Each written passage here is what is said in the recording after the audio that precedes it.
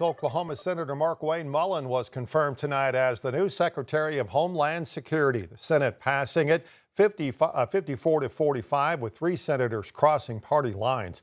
Mullin will now take over the department amid a crucial time. DHS has been shut down for 40 days, all because of an ongoing argument in Congress over reforms to immigration enforcement. President Trump gave his final thoughts today before the Senate convened to vote. He'll make his own change. He's already given me a list of people he wants to bring. He's a fantastic guy. I think he's just the right guy. You all know him. He's a very open, smart guy, very successful actually in business, which people don't know, and he's a friend of mine. I think Markwayne is going to be fantastic. Mullin replaces Kristi Noem, who was fired following pressure of her own handling of 2 shootings involving federal officers in Minnesota and her use of department funds for an ad campaign. So now that Mullin is officially off the Senate, Oklahoma Governor Kevin Stitt can now appoint a person to fill his seat. That person will then hold the position until the next election. Whoever is elected will then finish out the remainder of Mullin's term. Now, according to our Tulsa affiliate, the governor has a pick in mind, a natural gas energy company chairman, Alan Armstrong. Now, the governor's office has not yet confirmed all that. The other likely candidate who put his name in the running is Representative Kevin Hern. Whoever runs must meet the requirements there on your screen. You must be a Republican and will not be allowed to run in the next general election. We're learning new details tonight after police arrest a suspect in a double homicide in Poto. Grant Wilson is accused of killing his twin sister and her 17-month-old child.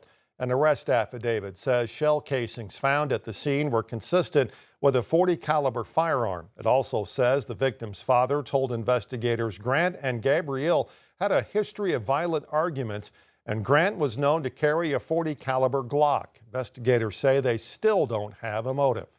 Not have a concrete answer as of yet as to why this did occur. Again, this is the suspect's twin sister and her 17-month-old child.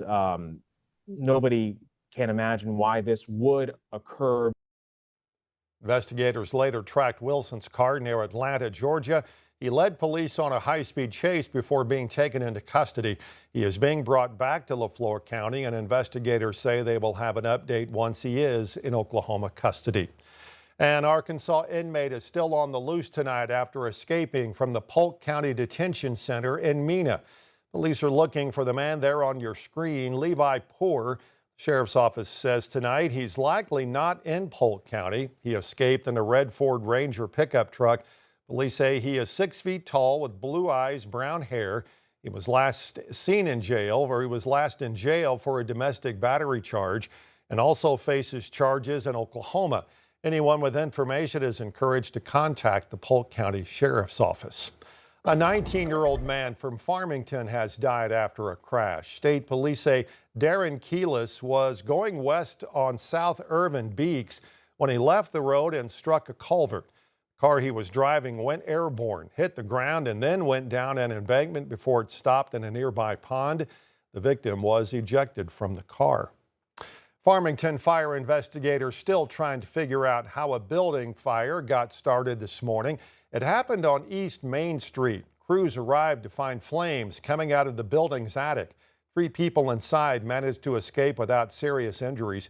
One of the hardest hit businesses inside the building sat right in the middle of that fire. Marty Tettleton owns Commercial Copy. Part of his business is collecting and selling sports memorabilia. I don't have insurance because I have memorabilia and I'm in the memorabilia business, and insurances won't insure me. Tettleton says he plans to rent a storage unit and then move what's left of his memorabilia into that while he decides what to do next. Oklahoma Governor Kevin Stitt has signed an executive order auditing how the state spends funding on schools. Says it's a goal to increase transparency and accountability for taxpayers. The audit will examine revenue sources for school funding, spending distributions across school districts, and per student expenditures. The state spends more than $9 billion a year on public education. A report will be submitted by the Department of Ed by the end of August. Back here in Arkansas, the Benton County Jail is using a new service to stop contraband from coming in. The jail reached an agreement with a company called Text Behind. It offers a service that scans non-privileged mail, most looking for things like drugs and weapons. The company says the service is live now at the county jail. Hard mail, as we call it, would be scanned, sent to our Baltimore facility where it's opened and scanned and then repackaged and sent back to the prison. If the prison has laptops for inmates, yes, then we can digitize the mail and also send text and emails through that platform. Company says it works with more than 600 county and state prisons around the country. In the war in Iran, President Trump says he has postponed tonight's ultimatum for Iran to reopen the Strait of Hormuz. He said today the U.S. and Iran have had, quote, productive peace talks. CBS News is reporting Iran has received negotiation points from the U.S. through mediators. Iran continued strikes this weekend amid the president's warnings that he would bomb the country's power plants if they did not reopen the key oil route. CBS News is also reporting American intelligence assessments say there is at least a dozen Iranian mines in the strait. It, of course, continues to impact prices at the gas pump for Arkansans. According to AAA, the average gallon price today was $3.39. That's up 15 cents from just last week.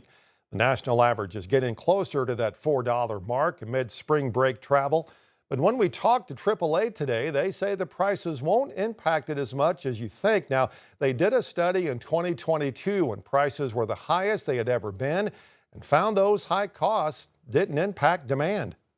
Drivers found ways to cut costs during the week. Maybe they weren't driving as much, when they're running errands, or they're just kind of cutting down on their, driving under normal conditions. But we found it really didn't impact their desire or their plans to take leisure trips. So we largely think that'll be the case here for spring break.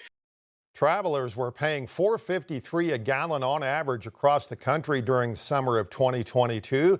The current national average is a little more than a $0.50 away from that. The NTSB is investigating after an Air Canada jet slammed into a Port Authority fire truck while landing at LaGuardia Airport last night in New York. The impact of the accident shearing off the nose of the plane. Both pilots killed on impact. Dozens of people on board the plane were hurt.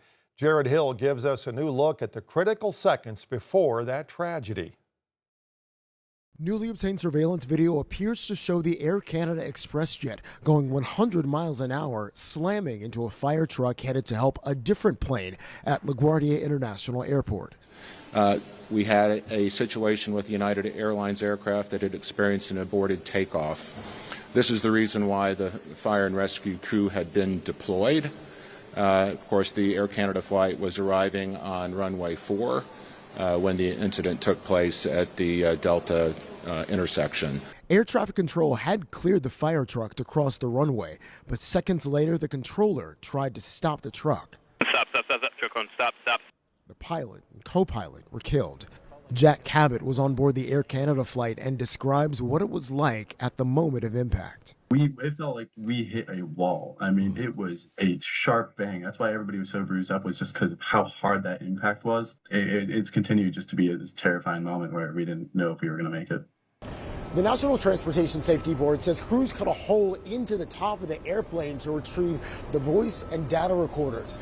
They're now working on getting information and technology from air traffic control as the investigation gets underway. Dozens of passengers were taken to the hospital, including a flight attendant who was reportedly in a jump seat at the time of the crash. She was ejected from the plane, still strapped into her seat. Just a reminder that when you're traveling by air, you should wear your seatbelt. As you see from last night, they do save lives. LaGuardia was shut down for hours. With the plane still on the runway, the airport is telling passengers to expect delays. Jared Hill, CBS News, LaGuardia Airport.